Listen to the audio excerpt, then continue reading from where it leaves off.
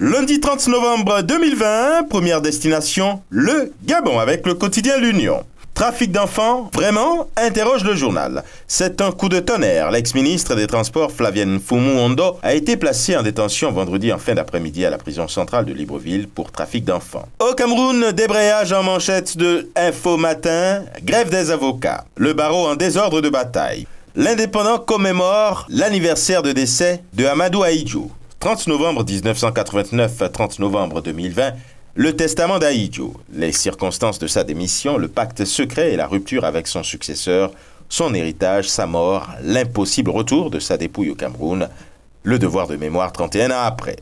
Devoir de mémoire également avec l'œil du Sahel. Et le journal de citer les dernières volontés d'Amadou Ahidjo, l'ancien président camerounais, que Méreste soit ramené au Cameroun. Avec mutation, Amadou Ahidjo, le fantôme vous salue. L'illustre disparu repose toujours à Dakar, au Sénégal, mentionne le journal. Un hommage également au Sénégal avec Réumi Quotidien, après le décès de Pape Bouba Diop. La griffe des lions est partie à jamais, annonce le journal qui propose dans ses colonnes les hommages de Maki. Le héros de Séoul n'est plus. Adieu Pape Bouba, titre record. Et Réumi Quotidien de revenir, mais cette fois-ci sur un autre registre. Relance économique, deuxième vague Covid, émigration, le grand oral de Mbaye Diop. Un autre oral avec Walf Quotidien, mais cette fois-ci celui de Ousmane Sonko, qui, selon le journal, déconfine sa pensée. Et lui de s'exprimer sur le budget 2021, l'émigration, la fiscalité, etc.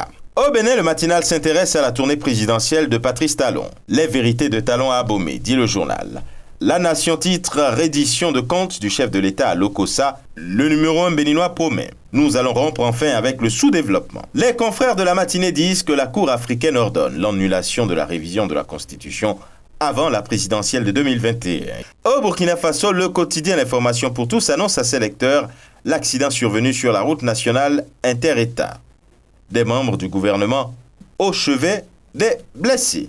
Avec Togo Matin, on parle de tentative de déstabilisation de l'État, la dynamique Monseigneur Caudreau en grande difficulté. Relève le journal Le Républicain titre Nomination massive des militaires au poste de gouverneur. Les administrateurs civils jugent celle-ci comme méprisante, insultante et provocatrice. Et d'ailleurs, la grève illimitée reste maintenue, lit-on. En Côte d'Ivoire, le Jour Plus propose le message de paix de Ouattara aux populations après la tenue des élections présidentielles. Le Nouveau Réveil écrit « Gouvernance des hommes, relations interpersonnelles, gestion des crises, la belle leçon d'humanisme de Bédi à Ouattara ». Pour le quotidien d'Abidjan, il est question de la situation sociopolitique exclusive.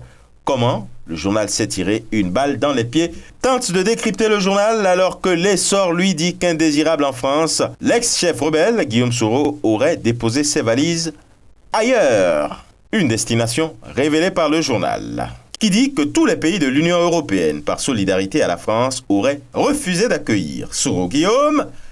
Et ce sera tout pour aujourd'hui. Mais encore, prudence, vigilance et surtout, n'oubliez pas les gestes barrières. Excellent début de semaine et à demain.